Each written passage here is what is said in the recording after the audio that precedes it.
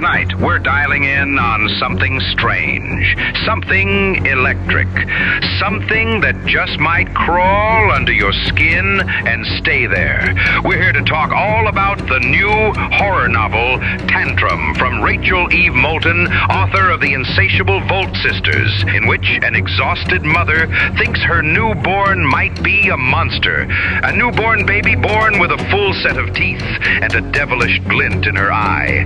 One who is always hungry, indiscriminately hungry. So don't touch that dial. Sit back and enjoy today's conversation as Howard Gorman meets the mind behind a tale where family ties cut deep and baby teeth cut deeper. Thanks so much for speaking to me, Rachel. I appreciate you taking the time to speak to me. Of course. It's lovely to meet you.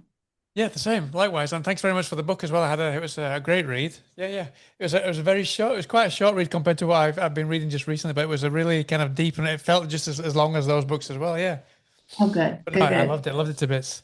It was quite distressing. I imagine you've got kids as well now, because I've got two kids. They're in the teens now. They're a bit older than in the book, but I imagine it was quite a devastating read to go through. It would have been even worse if I'd read it about 10 years ago, I think. My children have two daughters and they're 14 and 16. So Right, so they're a we're bit older now. probably in a similar stage. Yeah. The reason I asked you that is I imagine your kids were probably older, because it must have been, firstly, it would have been crazy to decide to write a story about kids your age kind of diving into this terror that you dive into. And at the same time, it just would have been horrible to kind of turn off the computer and go back to your kids and say, "Hey, how are you doing? Let's go and have some fun." You know, it must have been really complicated as well, no? Yeah, I still wonder. They've read my first two books and they've heard about this one and heard little bits of it, but they haven't read it yet. So I'm still kind of wondering how they're going to react to that, Uh-huh. because they'll I'm, see I'm, them in a little bit. Glad you can get your kids to read books, because it's really difficult for me to get them to read books, even horror books. You know, I get them to read kind of novellas, 100-page novellas, and there's kind of a prize or a treat to come afterwards. But otherwise, it's just Yeah. really difficult to get them to read. Yeah. Well, they're very, very sweet and artistic, and they're both very proud of me. My youngest had her friends reading it at school, and not this one, but the Insatiable Volt Sisters. Right. So they're very sweet. Uh-huh. So, I mean, you said that you got two sisters now, right? In the teens. So, Two daughters, two daughters. sorry, two sisters, two daughters. Yeah. So they're both sisters. So I'm quite curious what it was with that. I don't think it's a spoiler. We can say that it's the daughter. You've got in the book, Thea's got three kids, two older Yeah, boys. yeah, That's right. No, and then the daughter comes along. Lucia, So I'm yeah. quite curious why you decided that the daughter was going to be the diabolical one of the three, and why it was a daughter. Well, I think originally there were two daughters and one son. And then it was kind of like, all right, but what's the difference here, right? Just having a third kid. What if Yeah. it's the opposite gender? And I also think growing up female is its own experience, of course. And I wanted the concern to be different for Thea when she has a child. Like obviously it's different for other reasons too, but to have a daughter as the things that she's now raising, the person she's now going to have to raise, would be a different, especially for her, a different set of worries and conflicts that she could maybe distance herself. Like the boys might present the same issues, but she would certainly at that age be able to distance herself from that and think it's going to be different. Mhm. So I'm quite curious, kind of the genesis. Just yesterday, I was reading. I think it was Keith Rosson. I was reading on Facebook. He shared that He's just started a new book, I think. So he said that he loves starting a new book and being able to kind of throw all these crazy ideas that he's got, see which ones stick, and then Yeah. kind of see where those take him. So I'm quite curious, what was kind of the original genesis, the ideas that you had for this book, which ones stuck, and which ones kind of surprised you that you kind of, when you're writing a story, I imagine the story kind of tells itself almost to you, you know, you kind of come up with these ideas you don't know where from, and they'll surprise you. So I'm quite curious, what were the original ideas that stuck, and then which were the ones that kind of surprised you, that took you kind of down routes that you carried on writing about that you didn't expect yourself to write about from the get-go?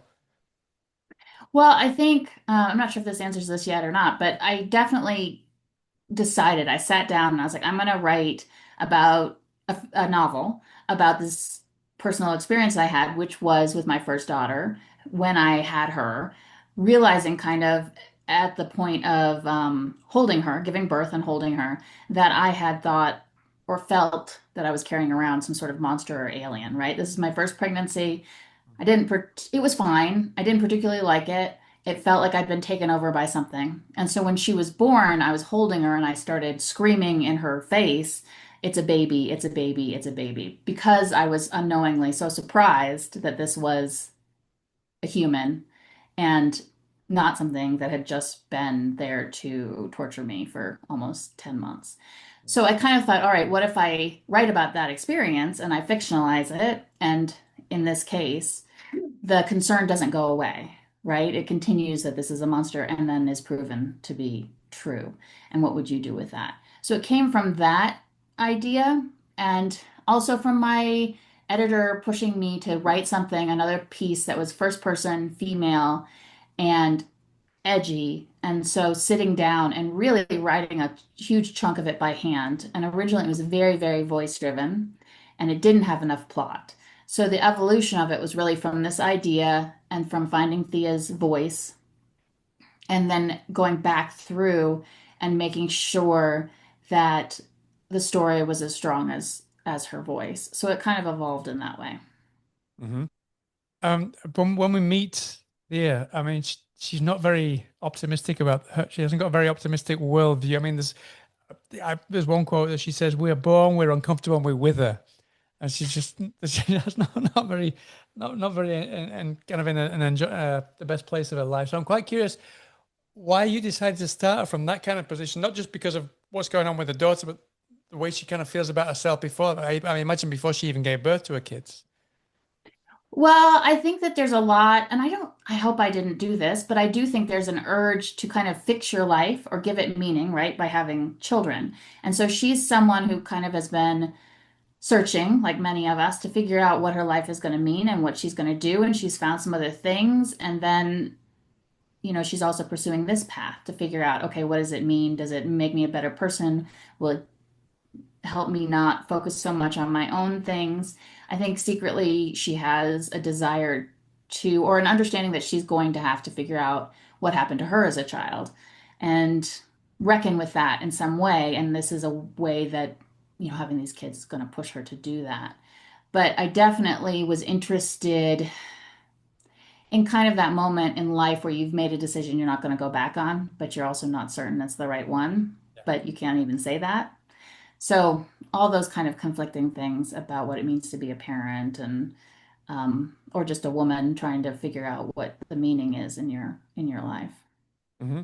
At the same time, she's in this really bad place, but at the same time, she's got a real penchant for super villains Yeah. in the book now. So I'm guessing that you decided again. I don't know if that's maybe something that you got a penchant for those yourself, but it felt like you almost wanted to create almost like a super villain come superhero origin story almost in a way.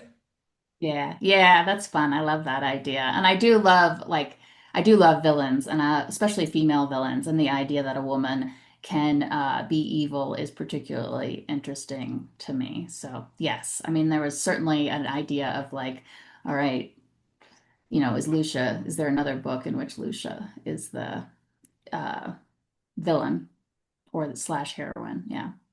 Hmm. Were there any touchstone? I mean, you did mention some specific kind of inspiration, the kind of things that she used to watch when she was a kid to kind of block out what was going on in her world. Now, I'm quite curious. Were there any specific inspirations that you revisited or you kind of came to mind when you were coming up with this story for Thea? I don't know. I mean, I think there was a lot of, things that I mentioned in there that true. I mean, I watched a lot of Wonder Woman at one point as Yeah. a child, the live sh action show, or whatever you want to call it. And was remember playing with my next door neighbor, playing Wonder Woman and the villain, and kind of thinking of all those things. But, I definitely grew up on horror and would alternate between the books I thought I was supposed to be reading, very literary, and then horror novels and looking into that. I think mostly in terms of films, horror came later. I was kind of squeamish younger, and now and then later wasn't, and so got really interested in those things. And very lately, like movies like what is it called? Strange Darling, Midsummer, where the woman is the lead and is put in a set of circumstances that brings something out of her. Mhm. Um, Yeah, to so watch I'm Strange really Darling. I really want to need to watch that. I started watching it today, and just felt like I wasn't in the right place. My head wasn't in the right place to watch something so strong and visceral. I think I don't know. It just yes, it's a first few lot. minutes It's a just really lot. kind of yeah, it was a lot. So I turned it off and saved it for a later day. Yeah. Well, and it may feel at the beginning like it's a normal setup or trope, but it's not. So it's worth trying again, I I can't think. wait to see that one. Yeah. So I mean, speaking of, I mean, we told that was I said there that she feels like almost like a supervillain with this origin story almost. But at the same time, the book really kind of places a lot of emphasis on the rage that, especially women, the rage that they swallow, and that they pretend to kind of they pretend everything's fine, even though that they really want to kind of seek help and to share their what she's going through. She really, you can see that she just she the fight, the battle between sharing it and kind of pretending everything's okay, always seems to win over Yeah. most of the time. So I'm quite curious where that came from and how did that kind of inform the way that you wrote her character? Well, I mean, I think just kind of finding that anger in myself and thinking about what you're allowed to express and what you're asked to hold back and not holding back while I was writing Thea in terms of her internal thoughts, right? But still trying to always figure out what you're allowed to feel and what you're allowed to express and who with and what does that mean about you. I do think there's a lot of expectations of women to be caregivers, particularly in the parent role.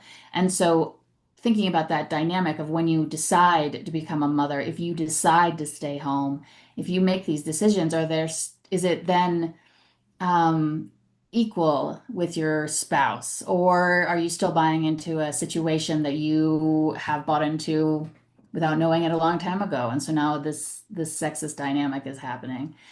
Um, so I'm just really curious about kind of that idea of obviously what it means to be female, and I'm interested in society's long-term uncovering the threads of that, right? So the assumptions we make as we grow up and how those change, what we think is normal as a young person, a little girl, and how much of that we carry forward and how much we're able to recognize along that path as being incorrect or flawed. And so Thea is kind of exploring that, if that makes sense. Mhm. Yeah, no, absolutely, yeah. And I'm guessing the Lily Beth, who's kind of is the nosy neighbor that they've got next door, who she says she's a recovered psychoanalyst because she used to work as a psychoanalyst. I'm Yeah. quite curious. I imagine that character was kind of the seed of that character was maybe the kind of the way that you wanted to express how someone who wants to share but they don't want to share because they don't know who they can share with. I imagine that character kind of was that idea the inspiration for that character, or was it the other way around for the neighbor? I think the neighbor also has, freed herself from some sort of system that wasn't working for her, right? But that doesn't mean she doesn't still have wisdom and things to offer. And to have a resource that close to Thea that Thea is resistant to was really important to me. I also think there's not a lot of open mentorship between older women and younger women. And so, Thea's resource is her mother, which is flawed, and she's, avoiding for good reason. But then she's got this other woman who is just next door, who has the resources and the interest and the bandwidth to maybe offer something. And I wanted her to have access to that and to have somebody who was the opposite of her mother in terms of self-awareness so she could, kind of take that journey and decide whether or not she was going to reject it or accept it. Mhm. And you mentioned your mother, the protagonist's mother there. The relationship with the mother is kind of the crux of the story, really, because it I don't want to give too much away, but without spoiling it, there are kind of flashbacks, and we realize just how much her mother's has influenced Thea's Yeah. upbringing and how she's turned out the way she is because of her mother. Yeah. And then, of course, Thea thinks the same about her daughter Lucia. And she's there's this kind of this theme of inherited wounds that run deep throughout Yeah. generations. So I'm quite curious, especially when we read these flashbacks between the mother and Thea. I'm quite curious how you approach the flashbacks to make them feel integral to the story rather than feeling like these flashbacks that I don't usually like in books and movies. This worked really well Mhm. because it kind of I think it reminds me more of anything that A Christmas Carol, something like that. Those kind of it took you That's back to the great. past, but there were certain moments in the book where I really did feel like I was kind of reading that novel because she was going back and learning about what was happening to her at the now and in the present moment because of what Yeah. she'd gone through, but Yeah. she'd only realized it now in having had Lucia. Yeah, I mean, I think I just really wanted to my experience of having kids is part of that process is really rethinking who you were at the ages that they are, right? And I was a kid who was like, going on 40 at age 8, right? I was very like Right. independent, very mature, the first child. And seeing your children at 8 and thinking about what you thought you were responsible for or what was happening to you is a very different experience. You're looking at your kid and you're like, oh, there's no way they should handle that by themselves, right? And so I think that really made me want to write those scenes to make it feel very present and very real for Thea again, to be in that place and to be able to look at herself in a very different way and have a different kind of compassion or anger about the situation than she'd had when she was growing away from it and just an independent person and still accepting blame or placing blame for things that happened. So that was part of it, is just really wanting to show how anyone who has kids starts to understand their values, their experiences in hopefully a more compassionate way. Hmm. And there's something that you also address is the fact that Thea's well aware that there's something in her daughter Lucia that is in there and wants to break out now. So she's kind of she's on the fence between whether she should let it come out because she also feels that she needs to speak to someone and let her Yeah, kind of yeah, yeah. anger out now. So I'm quite curious how you balanced how she navigated repressing it both in herself and in her daughter and also letting it free because I think if you'd released it too soon in the story, it wouldn't have worked. So I'm quite curious how you kind of reach that balance to kind of pull back layers of this angst inside both herself for wanting to share it, but also wanting to let her daughter be who she is, but also suppressing it at the same time, if you get what I mean. Yeah, I think trying to figure out how to use your anger to open things up in the world rather than shut them down, right? And so if you can be angry and that opens up new ways of thinking, new people you might meet, new lessons you can teach your children, there's something to that. Anger often is an end point, right? It's the end of the conversation is shut down. There's no further processing. And so I wanted Thea to represent that kind of generational trauma, right? Things that have been handed down that were not addressed. I think we can survive a lot if we talk about it and we figure out how to look at it. But the anger was a way of shutting it down. And so with Thea, with Lucia, she's going to need to open it back up so she can understand it and then nurture what is strong in her daughter. I think anger can often be a strength, or at least recognizing wrongs and pointing them out right away can be a strength. And she wants that. She wants Lucia to be powerful. She wants her to be herself. And those things are going to come with some risks, I think, as it does with raising any child, right? If you tell them to fully be themselves, that could be dangerous, but it would be far worse to tell them not to be themselves. That's going to be a much rougher road and do a lot more damage. So her journey is to figure out, how can I let my daughter be my daughter? And if it's the worst case scenario, can you still let your kid be your kid? And the answer, I think, is, got to be yes. and how can I help them figure out how to do this the best way possible for them. Mhm. And also talking about the generational gaps. I mean, obviously, I mentioned before that you have these flashbacks of Thea with her mother when she was growing up, and then also present day. So I'm quite curious when you were kind of researching or brainstorming to come up with ideas of these two different relationships. I'm quite curious if you kind of deep dived into the generation, the kind of the difference. I mean, I was thinking when I was reading, I was thinking about when I was growing up as a kid, there wasn't kind of internet, social media, these kind of Yeah, things no. compared to now. So I imagine that was something that you brainstormed quite a bit. It doesn't really come into the novel too much, but I'm quite curious if you brainstormed that and was there any specific reason why you chose not to kind of go into those themes too much? It's quite a I def tricky. I mean, a lot of yeah. people don't like to write about kind of internet and social media because it's not a timeless subject. So the book probably isn't kind of it's a sign of the time. So in 20 years' time, it probably wouldn't work as well as it would now, for example.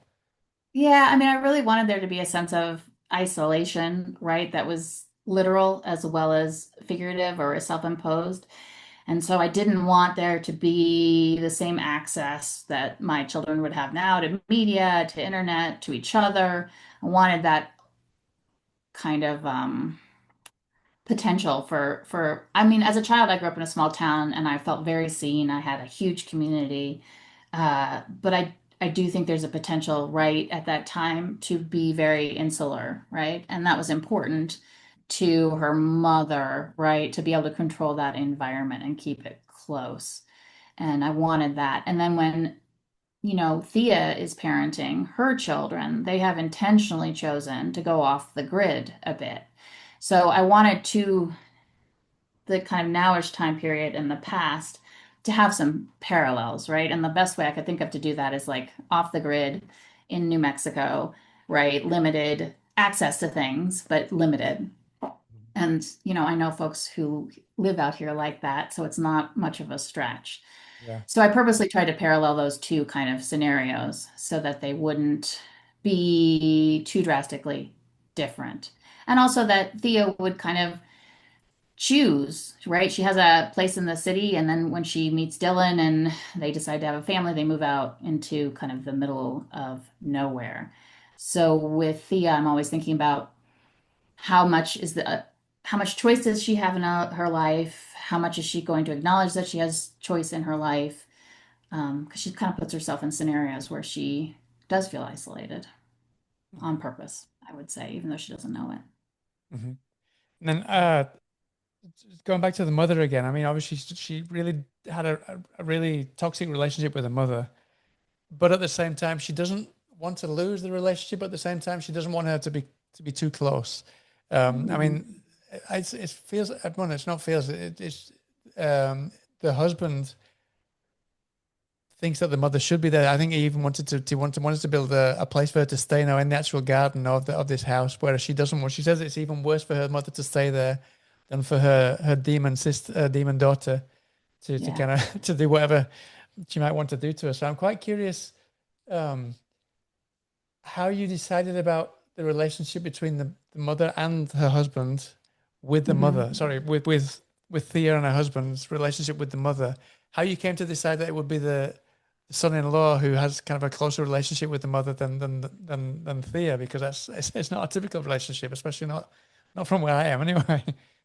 Well, he has like, Dylan has a bigger family and a different sense of family, right? That's kind of natural. And if you're going to have three kids, you're going to have other people involved. And so it's, I think, a healthier relationship around that. And I don't think part of what I was trying to show is that Thea hasn't really told him who she is, right? She's held information back. So if you say, I have a difficult relationship with my mother, and your spouse sees that she's kind of mean to you, that's a very different scenario than what you find out has really happened between the two of them and gone undiscussed. So I wanted her to have isolated herself from Dylan to a certain extent too, and not even really realize that she has another option, that she could tell him who she is and the details and ask for his help figuring out what to do with that. And that's kind of why their relationship in the book I guess I'll just say takes the course it does because I wanted there to be room for Thea to make different decisions about Dylan and how much she wants to share who she is. I mean, she knows she feels she's a monster, right, her whole life. Now she's given birth to a monster. Um, she just doesn't know how, she doesn't want to pass on that lineage, but you don't really have a choice. And so, what if you pass it on purpose instead of, doing what her mother did, which was to ignore any of that trauma, Mhm. pretend it didn't happen. Yeah. Uh-huh. Obviously, it's impossible not to imagine that there's some inspiration from Rosemary's Baby and these kind of books and on these I love that tropes. movie But and it, books. it obviously it does something very different to that. So I'm quite curious what you were inspired by to write this book, but also how you went about not falling into the same, not pitfalls, but to fall into the same tropes and trappings to make sure that this was something different that kind of lovers of that genre will appreciate, but appreciate that it goes in a different direction. I think it's not about me. My relationships are quite different. My past is quite different. Thank goodness. But I was like, okay, I'm going to write about this experience from a very personal place and think about when it's been hard or when I've been angry or I felt like I didn't know who to ask for help or information. You know, that voice, right? And getting rid of the rest of it, not talking about the good in terms of things that have, the support I did receive, but think about what it's like to go through that, how absurd the whole thing is pregnancy, birth, parenting, how unprepared we all are for it, no matter what we know or what we've been told or what our resources are. So I was very inspired by just that feeling of, I guess I'll say loneliness that comes with having a family because everybody talks about how wonderful it is and how, much you feel loved, which is also true, right? But people don't talk about how tiring it is, how expensive it is, how scary it is, the trauma that, and I had very good pregnancy, very good births, but the trauma that happens to your body, the fact that you've got to deal with it after, you have to be the smartest, wisest, calmest person you've ever been because your child's always watching.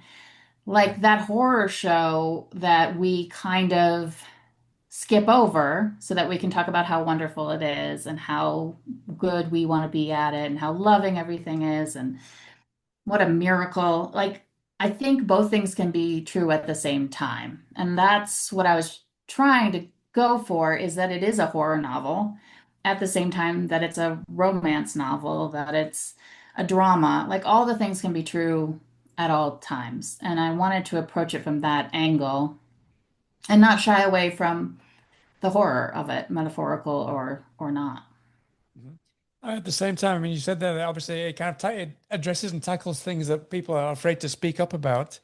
So I imagine writing it must have been so cathartic, not just to yourself, but also people that you've asked to read it with you to kind of help you through the editing process. So I'm quite curious what kind of catharsis you found from it and what kind of catharsis you hope people will get from it as well, because it really is, despite being a horror book, it really takes it to play, takes it, I mean, it takes it to dark places, but then it really does feel like almost like a self-help book in a way, because it kind of, it, in the best possible way, because it really does fit, kind of inspire. I think I mean, I'm speaking from a man, but I think it really would inspire people to kind of speak what they've been going through with other people more so than they would have done before reading the book, I think.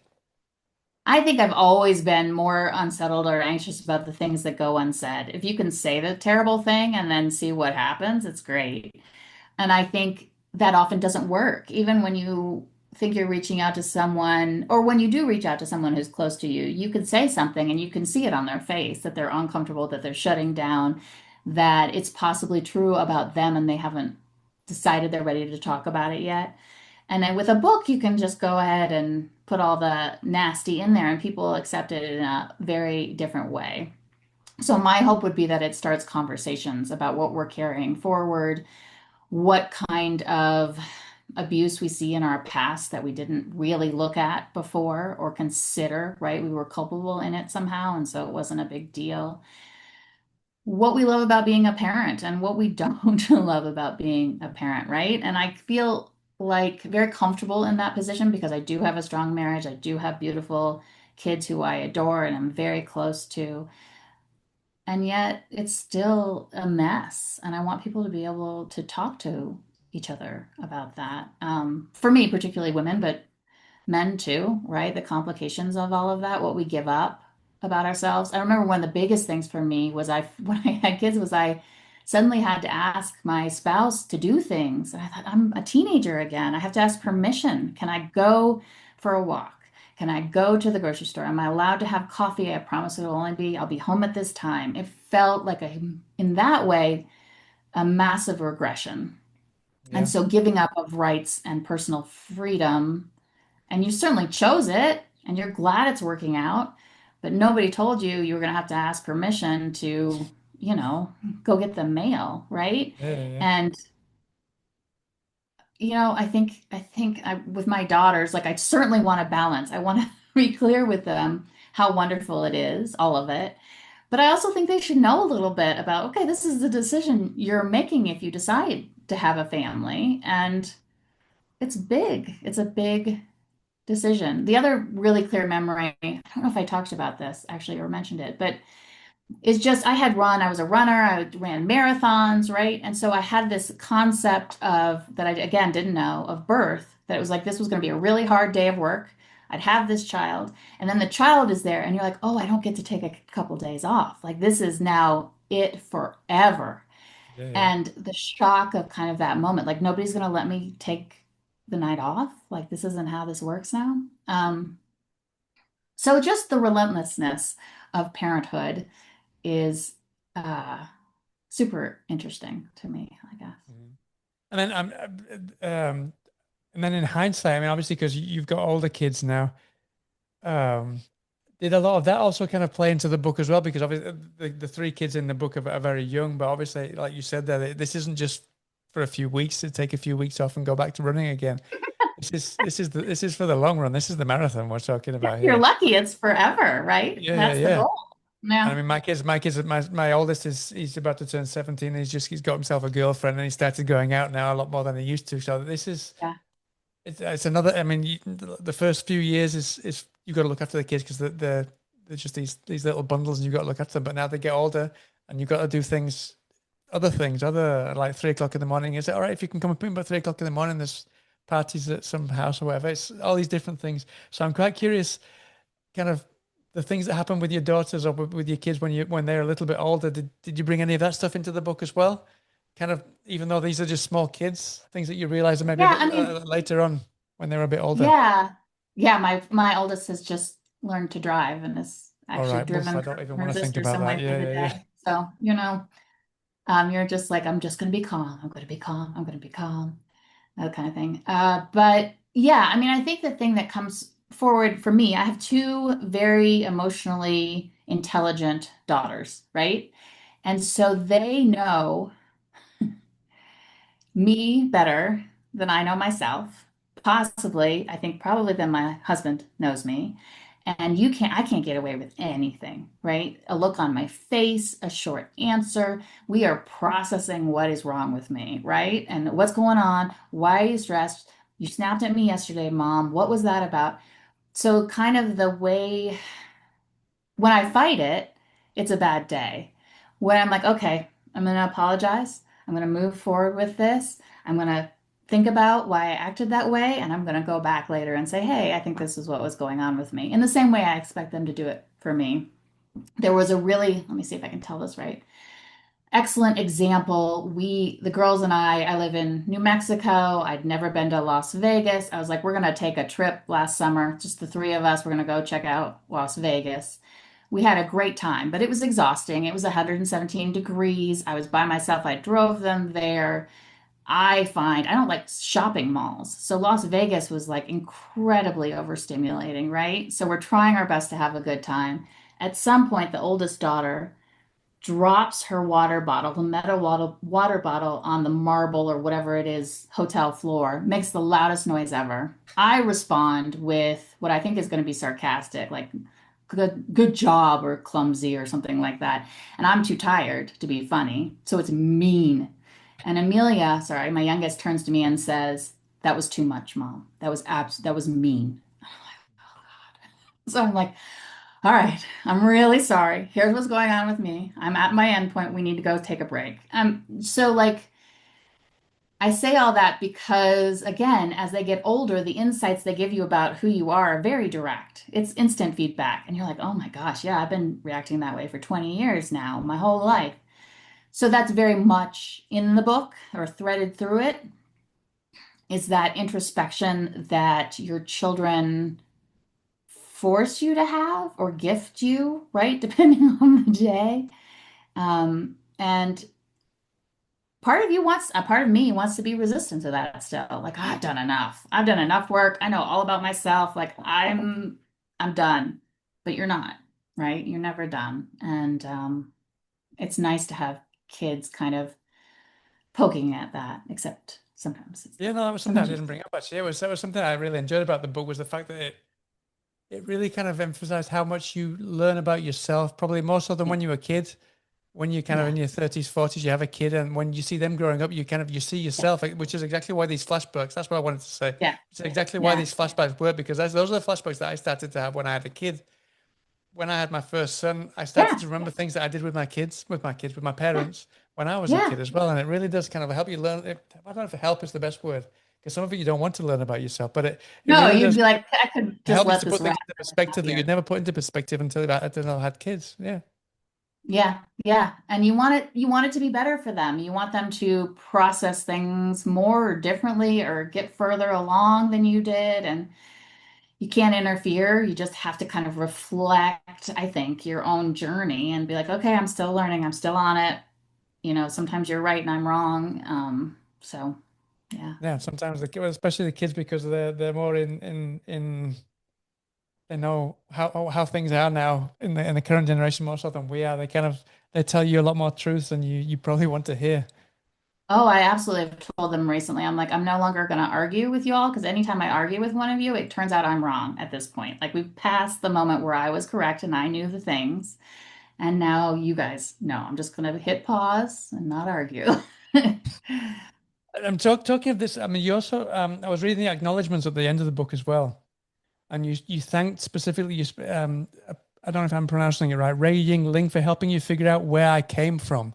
So like, I'm just Yeah. talking to them about how you realize where you came from when you talking about when you have your kids and you kind of learn about yourself and you realize things that when you were growing up. So I'm quite curious why you included Ray Ying Ling in there. Was that specifically because of the book and you kind of she helped you to remember things of when you were growing up and kind of understand yourself to write about it in this book? Yeah, Ray's a good friend, and Ray was actually her wife took the author photo as well for me. So they're good friends of ours here. And just having good conversations about our childhoods, where we came from, what do we think that was about? Someone who, I mean, I met here, so actually a few years ago, really to have that kind of perspective on, well, again, what was a really insular world when you're growing up, and to think through why things happened, what was discussed in your family, what wasn't discussed, all kinds of things. So the women you meet in your life, I think, in particular, not always women, but really help you figure out, look at things in a new way. And looking at things in a new way is like such a gift when you've been looking at them the same way for a long time, decades now, right? So it's really helpful. Brilliant. So just before I let you go, then I always like to ask the authors about the artwork, how involved they are in the artwork on their books. And this is great. It's like it's the pram with these tentacles coming out. So I'm quite curious. Was that an original idea by you, or did you give any kind of ideas that you'd like for the book, or was that something that the publicist came up with and you I went with. you It's so greenlit it? lovely. Yeah, it's just so lovely to work with such competent, knowledgeable people. So it was like I didn't know, and they sent me two ideas, and that was easily the one. They were both good, but that was the one. And that's been a really particularly great privilege with this book is to work with this team of people who have see it in different ways, right? My editor is fantastic.